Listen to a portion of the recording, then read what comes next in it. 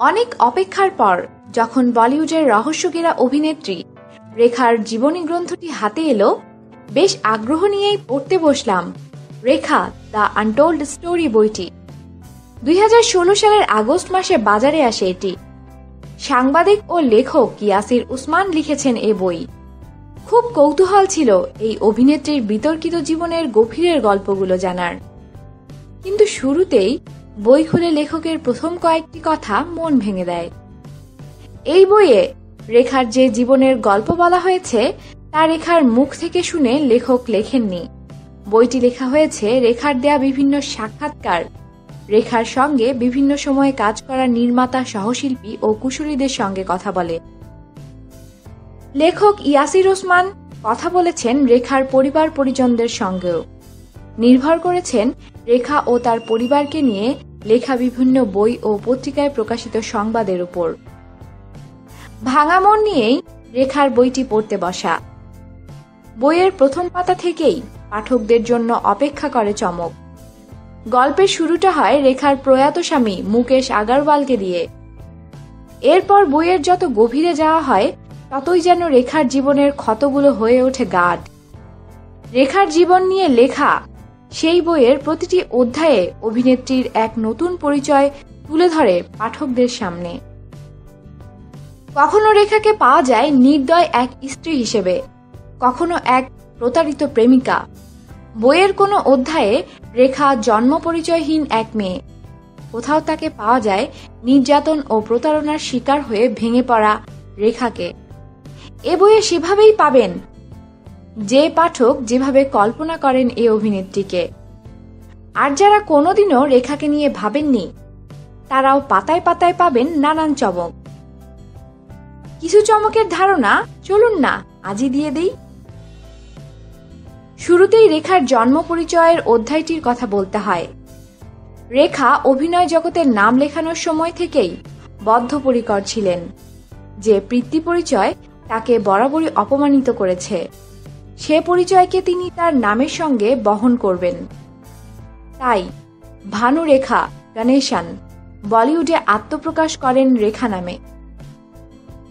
রেখার মা বাবার বিয়ে হয়নি, তাই সমাজের প্রথাগত হিসাব নিকাশে তার মা বাবার সম্পর্কের মতো রেখার জন্মও ছিল প্রশ্নবিদ্ধ। এ নিয়ে এ বইয়ে রয়েছে বিস্তর আলোচনা। রেখার বাবা জেমিনি গণেশন দক্ষিণ ভারতের জনপ্রিয় অভিনেতা ছিলেন। রেখা যে তার সন্তান এটা সবাই জানতেন। রেখার সঙ্গে তার বাবার দেখাও হতো মাঝে মধ্যে, কিন্তু আনুষ্ঠানিকভাবে জনসম্মুখে কোনো দিনও জেমিনি রেখাকে মেয়ের স্বীকৃতি দেননি। রেখাও বাবা হিসেবে কখনো বলেননি জেমিনির কথা। কিন্তু মাত্র একবারই বাবা মেয়েকে দেখা গিয়েছিল এক মঞ্চে, সেটা 1994 সালের কথা। সেবার জেমিনিকে আজীবন সম্মাননা দেয় ফিল্মফেয়ার অ্যাওয়ার্ড। মুম্বাই থেকে মাদ্রাজে উড়ে গিয়ে সেই পুরস্কার তুলে দেন রেখা। সেবারই প্রথম হাজারো দর্শকের সামনে প্রথমবার রেখাকে উদ্দেশ্য করে জেমিনি বলেন, ডিয়ার চাইল্ড ফ্রম বম্বে। আবেগপ্রবণ রেখাও বাবা হিসেবে সম্বোধন করেন জেমিনিকে। সেই গল্পটাও এ বইয়ে আছে। 15 বছর বয়সে সিনেমা জগতে আসা রেখা শুরুর দিকে শুটিং সেটে নানাভাবে নির্যাতন ও লাঞ্ছনার শিকার হয়েছেন।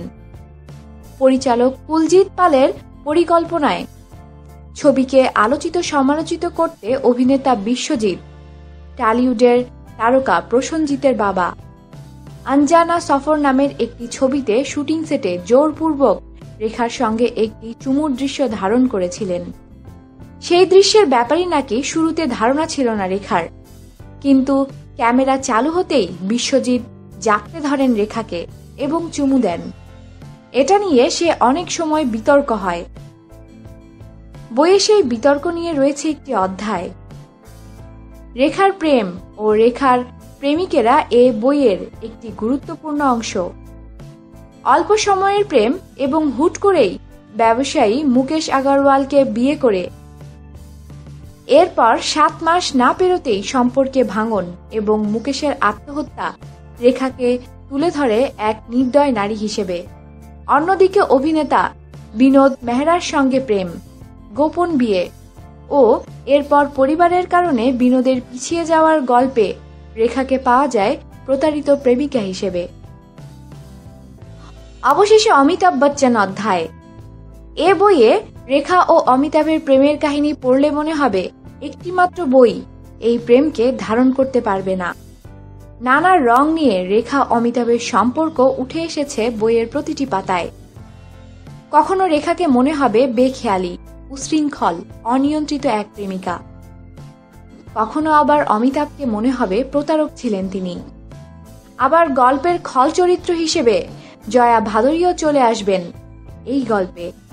অমিতাভের ব্যক্তিত্বের প্রেমে পড়ে রেখার শুধরে যাওয়ার জীবন, রেখার শুটিং সেটে এসে অমিতাভের ঘন্টার পর ঘন্টা বসে থাকা, হাসপাতালে ভর্তি আহত অমিতাভকে দেখতে যেতে না পারা, এমন নানা মোড় পাওয়া গেছে এ বইয়ে।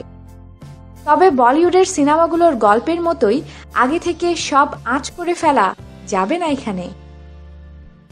রেখার জীবনের অনেক অধ্যায়ই এখনো রয়ে গেছে রহস্যের চাদরেই ঢাকা। তাই এই বইটি সেই রহস্যকে করেছে আরো একটু গাঢ়।